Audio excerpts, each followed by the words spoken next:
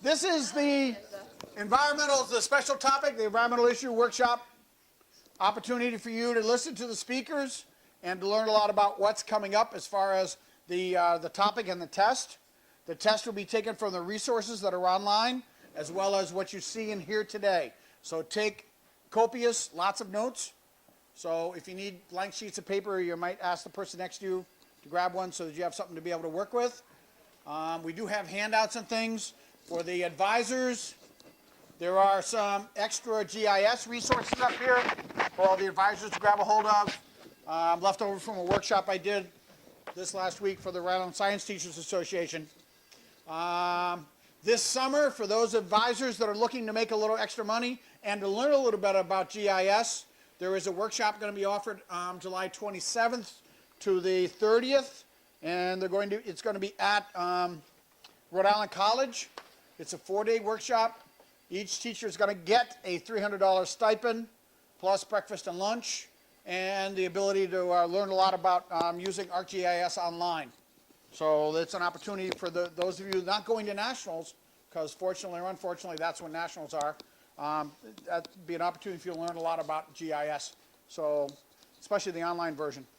We will shortly have some GIS resources available for you that were gotten together by the GIS technician, the manager at Cranston, the GIS office that's there. So we'll send you some of those resources available for you to be able to use on GIS. We're going to work diligently to try to make them available for the ArcGIS online version, so you can use the online version to create maps and save that. If anybody would like more information about how to use the Arc Online version, I'll be more than happy to sit down with the advisors and or members of your school and kind of go through how to do that. It's a relatively easy thing, and you can create a group, you can create a public account, and then all of your students can play with the Arc Online. And it's all free, and the data's all free. So it's a really great resource for people to use. I know Green School's using it. I know Compass School's using it, Situate, Coventry using it. I don't know if Wheeler has it in their classrooms yet or not, but it'd be an opportunity for them to learn a little about how to use GIS. So there's things coming up. The competition itself is going to be May 15th at Champlin Scout Reservation. Lunch is provided. We usually have a few little snacks in the beginning.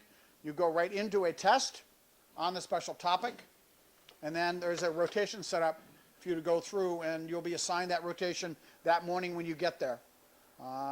You need to have prepared for your oral presentation at that point and study as hard as you possibly could for all the tests in forestry, aquatics, wildlife, soils, and then the test on the special topic, and then your oral presentation. And based on your scores for those, we'll declare a first, second, and third place winner for high schools, first, second, and third place winner for the middle schools, and then an overall winner. And the overall winner can go to the national competition, which this year is in Springfield, Missouri, and have the opportunity to compete for the state at that competition. We pay the registration fee for the teachers and the students to go, 1 or 2 chaperones and the students. Beyond that, it's up to you to raise the money to be able to get there. So whether you're going to fly, whether you're going to drive, whether you're going to hitchhike as a group, however you're going to get there, it's up to you. I know my students are trying to convince me that if they win, they want to go down in a van together. And I said the only way that would happen, they would have to listen to my music for 12, 15 hours, but that's up to them. They could all bring earbuds and do something else. Something else that I'm looking forward to from you guys is the t-shirts. I've got a couple of designs in. So far, they're only from Coventry. Yeah. I don't know why that is. The other schools don't have any graphic arts people. They don't have to be an Envirothon student, but they're not gonna get a special shirt unless they're an Envirothon student. Okay, how we doing? We have a lot of information to go through today. We have a lot of stuff happening. I'm going to introduce you to the captain of the special topic. This is Dave Westcott. Dave Westcott, aside from working for Mason Associates, is also the town planner for North Providence. The North Providence, what's it to you? Is this the correct way to say that? Thank you. Dave's been the one who's put together the special topic. Everybody have a copy of the special topic? None of them have a copy. Okay, I'm going to talk. I'm going to walk talking and talk while I'm walking. I'm a consultant. You heard him say that. You know how a consultant gets a job? Anybody here ever see how a consultant gets a job? They put out a request for proposals, and we write proposals, and so there's a job out. The job is to write a forest management plan. We write them a proposal, and we tell them, oh, we'll do your forest management plan for so and so much money. And then they make a list of the consultants they think might be able to do the job, and they bring them in for an interview. And so what you have to think about is this place right here. This is Camp Champlin. Camp Champlin is owned by the Boy Scouts of America.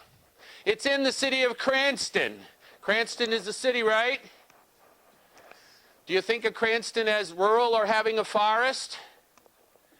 We're going to talk today about forests in places where you might not think forests occur.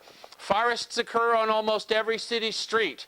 Urban trees are, in fact, forests, and we're going to talk a great deal about that today. Your team is going to win a contract to prepare a forest management plan for this piece of land.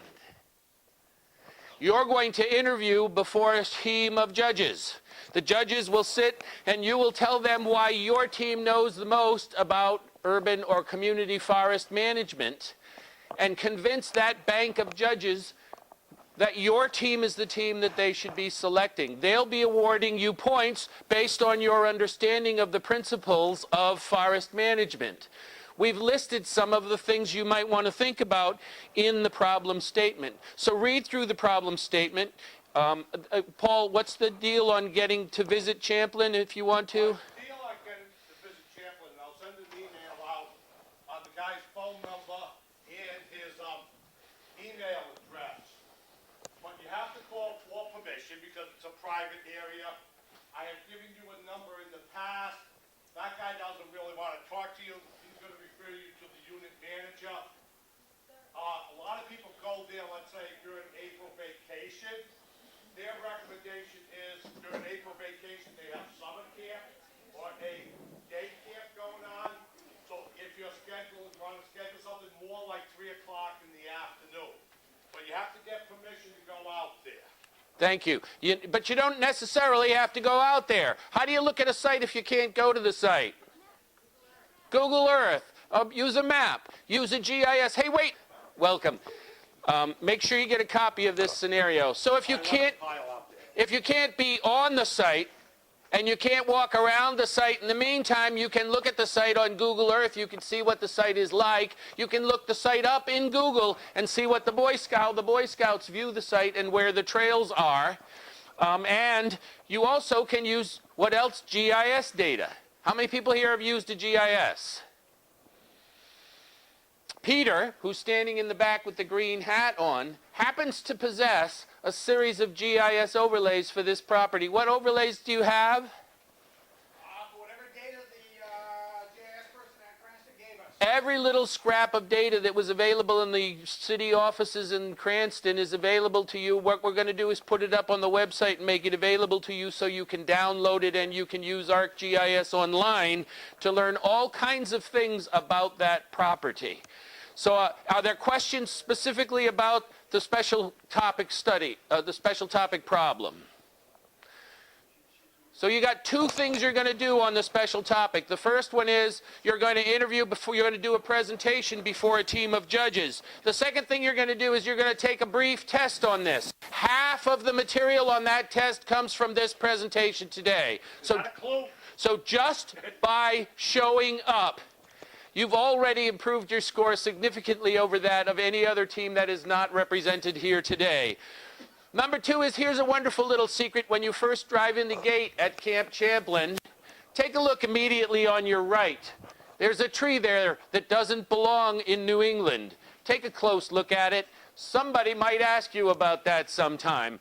So without further ado, I want to put you right on to some very, very information-packed presentations regarding this. Pay attention, take some good notes. Half the questions we ask on our test are going to be found right here on the screen in the next hour or two. Mr. Arbiday. No, he's yeah, he's coming. This is Paul Dolan. Please give him a big welcome.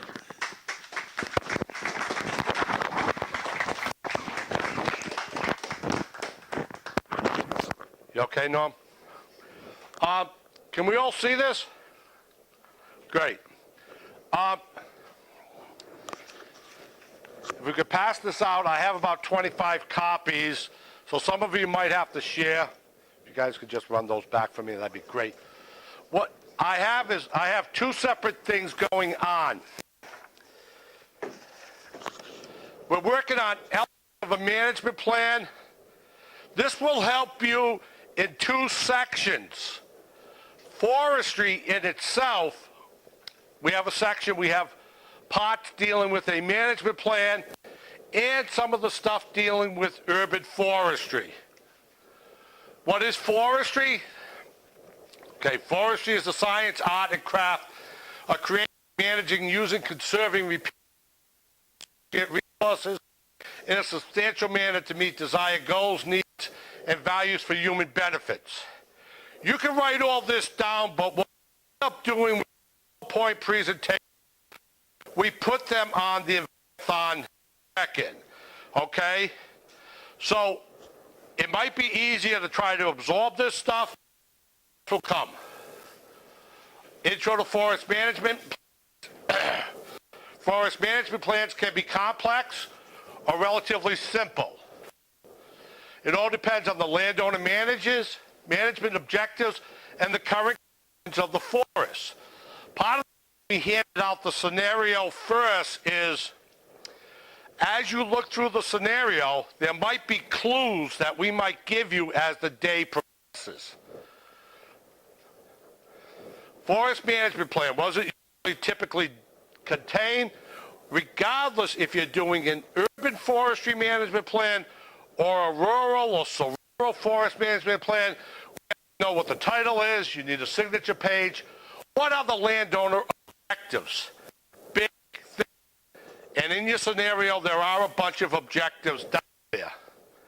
General property overview and history, which you'll get from the GIS stuff. The map set, stand description, and activity schedules. Signatures, date, prepared, legal description, etc. Objectives. The objective statement usually touches upon one of the following.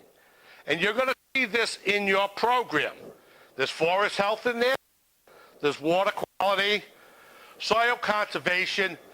Timber production might not be a big thing at Champlin, but they have 5 acres, and there's a lot of work there on keeping the area open and safe for the scouts. So line, they'll have down trees, they'll have dead trees, they'll have hazards. Aesthetics is very big. If you look at this, it is basically a fenced-in area surrounded by plats. So you have this green oasis. It's like looking at New York City and seeing Central Park. Something's wrong, but I kind of like it. Recreation, obviously it's big for recreation and wildlife habitat out there. Looking at the objectives being broken down into a primary and secondary. Primary objectives are to improve the forest health. And there are scenarios in there talking about insect and disease problems. One is the Asian longhorn beetle, and the other one is the emerald ash borer. Neither of them are here today. But the Asian longhorn beetle is found in Worcester. The emerald ash borer is found in some of our surrounding states, and it's a very fast-moving insect. What they affect are, the Asian longhorn beetle goes after maple, which is the most common tree in the state, both in the rural and urban areas. And it goes after, the emerald ash borer will go after ash trees, which are relatively common. You will find that through the discussions today, we might say the same thing with each speaker. That might mean that it might be important.